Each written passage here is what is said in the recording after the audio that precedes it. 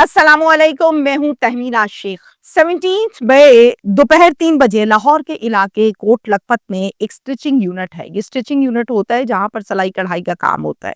यहाँ पर भी कपड़ों की सिलाई कढ़ाई का काम होता है। यहाँ से शदीद आवाज में डस डस डस डस फायरिंग की आवाजें आ रही हैं। ये यूनिट कोई बहुत बड़ी फैक्ट्री नहीं है, कोई बहुत ज्यादा मुलाजिम नहीं है यहाँ पे, बल्कि ये एक छोटा सा किराए का घर है जहां पर यूनिट बना रखा है और यूनिट चल रहा है। मोहल्ले वाले जब फायरिंग की आवाज को सुनते हैं तो 15 पर कॉल करते हैं। मुतल्लिका पुलिस स्टेशन इसको लगता है कोट लखपत पुलिस स्टेशन के लोग यहाँ पर फौरन मौके पर आ जाते हैं। नफरी आ जाती है और आकर जैसे ही अंदर घुसती है तो देखती है कि एक कमरा है और वो कमरे का दरवाजा बंद है। इस दरवाजे को खोलते हैं, अंदर जाते हैं तो एक लड़का हाथ में पिस्टल लिए जमीन पर बैठा है। उस पिस्टल में गोलियां खत्म हो चुकी हैं और उसके पास एक जवान लड़की की लाश पड़ी है, जो देखा जाए तो शायद उसके जिस्म में मौजूद गोलियों के सुराख गिन नहीं सकता इंसान, यानी गोलियां इतनी उसके जिस्म में मारी गई हैं कि इस लड़के को पुलिस पकड़ लेती है और लेकर थाने आ जाती है। जब पुलिस इसको पकड़ के थाने ले आती है और फिर इस लाश को पोस्टमार्टम के लिए हॉस्पिटल शिफ्ट कर देती है ताकि चेक किया जा सके मामलात क्या हैं और तफ्तीश का आगाज होता है। तो शॉर्टकट में आपको ये बता दूं कि सबसे पहले पुलिस ये पूछती है कि ये यूनिट किसका है, तुम्हारा इस लड़की से क्या ताल्लुक है, तुम कौन हो, तुम्हारी लगती क्या है, इंसान मारने के लिए गोली काफी होती है, तुमने इतनी सारी गोलियां इसकी बॉडी में क्यों घुसाई, नफरत क्या है, रंजिश क्या है। तो फिर इसने इन तमाम सवालों के जवाब दिए हकाइक की सूरत में, और वो हकाइक जब मैं आपके सामने रखूंगी तो आप हैरान और परेशान हो जाएंगे कि इस हद तक भी कोई गिर सकता है। अब इस केस में दो मौकिफ हैं, एक मौकिफ है मुल्जिम का और दूसरा मौकिफ है, वैसे तो हर केस में दो ही मौकिफ होते हैं, एक मुल्जिम का होता है और एक मुद्दई फैमिली का होता है, लेकिन इसमें मुल्जिम जो कहता है वो कुछ और है और मुद्दई फैमिली जो कहानी सुनाती है, जो मुद्दा बताती है, वो कुछ और ही कहता है। तो जनाब दोनों ऑपोजिट है, वो दोनों भी आपके सामने रखूंगी।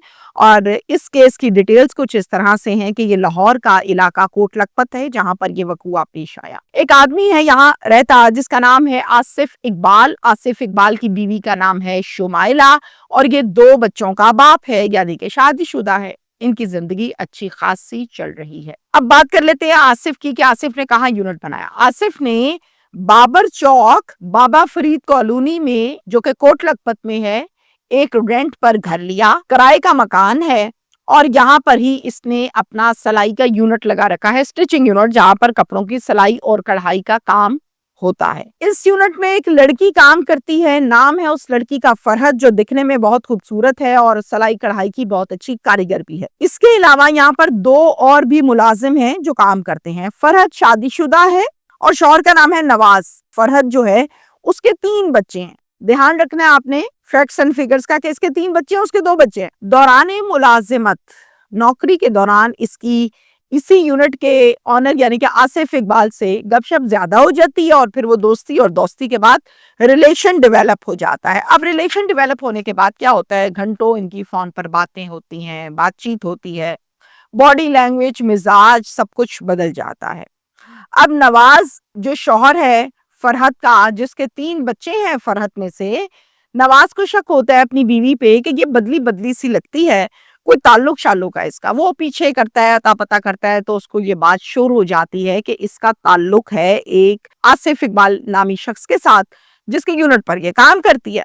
बहुत मना करता है, बहुत समझाता है, ये बाज नहीं आती। एंड पे इसको कहता है नौकरी छोड़ो, बात खत्म करो। कहती मैंने नौकरी नहीं छोड़नी, मैं वहां ही नौकरी कर दूंगी, तुमने मुझे छोड़ना है तो छोड़ दो। ये ना मानी और साफ जवाब दे दिया।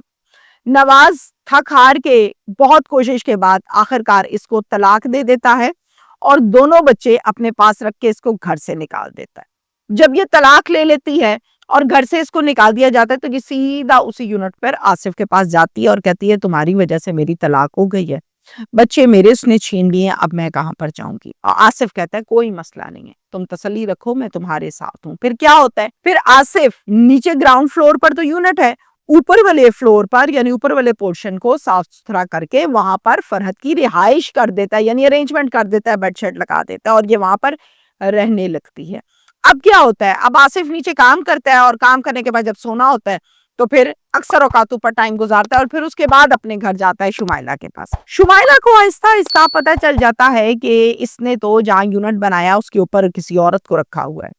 شمائلہ بہت لڑتی ہے, جھگڑتی ہے, منع کرتی ہے اور اس چکر کے بارے میں پوچھتی ہے کہ تم جھوٹے ہو, تمہیں شرم نہیں آتی, 3 بچوں کے باپ ہو. لیکن یہ کہتا ہے میرے ساتھ ایک حد میں بات کرو. اور اس بات پر ان کا اکثر گھر میں جھگڑا ہوتا ہے, تماشا لگتا ہے, بہت جھگڑا ہوتا ہے.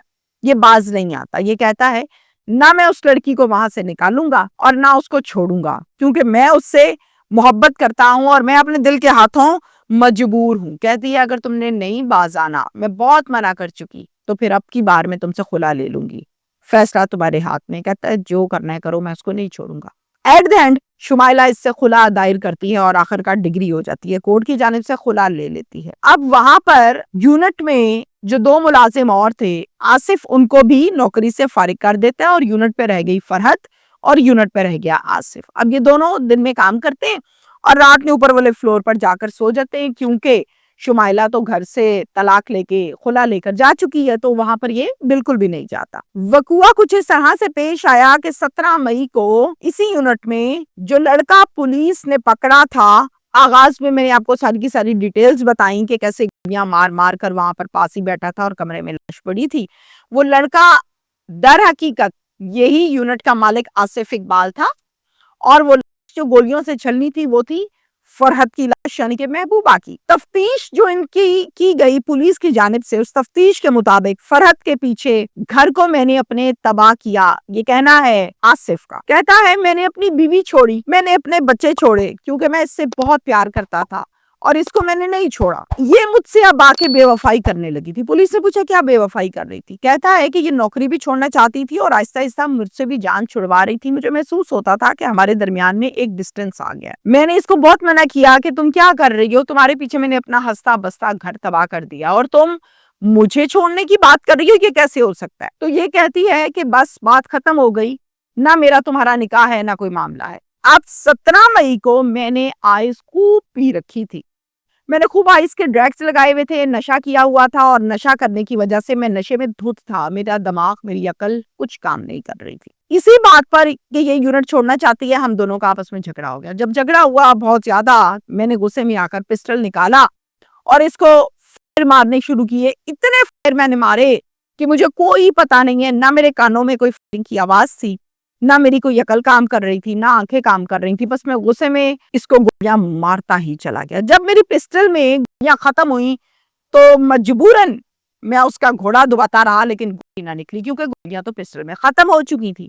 تو مجھے اس ٹائم پر کوئی ہوش نہیں تھا, پورا میگزین میں نے خالی کر دیا تھا. اسی حوالے سے ایک FIR درج کی گئی کوٹ لکھپت پولیس اسٹیشن نے, جس کے مدعی بنے والد صاحب فرحت کے یعنی کہ محمد اشرف صاحب. اب محمد اشرف صاحب نے جو مقدمہ درج کروایا, اس کے مطابق پولیس نے پھر ان سے پوچھا ان کا موقف. تو ان کا موقف یہ تھا, محمد اشرف صاحب کہتے ہیں کہ میری بیٹی اس کے یونٹ پر ملازمت کرتی تھی, میری بیٹی کے کچھ پیسے اس کی طرف بنتے تھے, وہ اپنے پیسوں کا حساب کتاب کرنے کے لیے اس کے پاس گئی اس کے یونٹ پر, اور وہاں پر جا کر اس نے کہا کہ میں نوکری بھی چھوڑنا چاہتی ہوں اور جو میرا حساب کتاب کھاتا بنتا ہے وہ پیسے مجھے لوٹا دیجیے اور بات کو ختم کریں. اس بات پر ان کا آپس میں جھگڑا شروع ہوا, بحث ہوئی, تل کلامی ہوئی اور اس آدمی نے میری بیٹی کو گولیاں مار کے چھلنی کر دیا. یہ موقف ہے مدعی فیملی کا. اور دوسرا موقف میں نے ملزم کا آپ کو سنا دیا. اب سنیے پولیس کی تفتیش. پولیس کی تفتیش یہ کہتی ہے کہ جب سے ان کی طلاق ہوئی, ایک نے خلا لے لی اور ایک جو ہے اس کو طلاق ہوئی.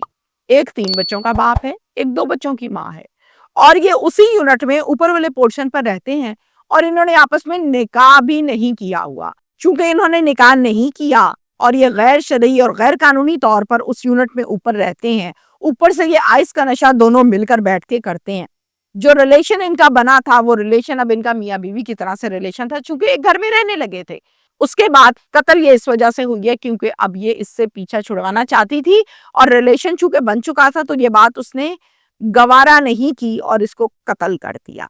رہی بات نکاح کی, تو یہ بات بھی اتھینٹک ہے کہ یہ بند گھر میں رہتے تھے میاں بیوی کی طرح, لیکن ان کے درمیان آپس میں نکاح نہیں ہوا تھا. یہ سب کہنا ہے پولیس کی تفتیش کا. ہر وہ ٹریک جو غلط انداز میں ہوتا ہے اور ہر وہ ٹریک جس پر چلا جائے اور وہ ٹریک ہو نیگیٹو اور وہ ٹریک ہو غلط, تو اس کا اینڈ ایک کھائی ہوتی ہے اور وہ کھائی میں قبر کی صورت میں اکثر اوقات تشبیہ دیتی ہوں، گولیاں لگتی ہیں خواتین کو اور آدمیوں کو بھی جو غلط راستہ استعمال کرتی ہوں اور پھر اس کھائی میں جا گرتے ہیں، جس کو پھر رپورٹ کر رہی ہوتی ہے تہمینہ شیخ۔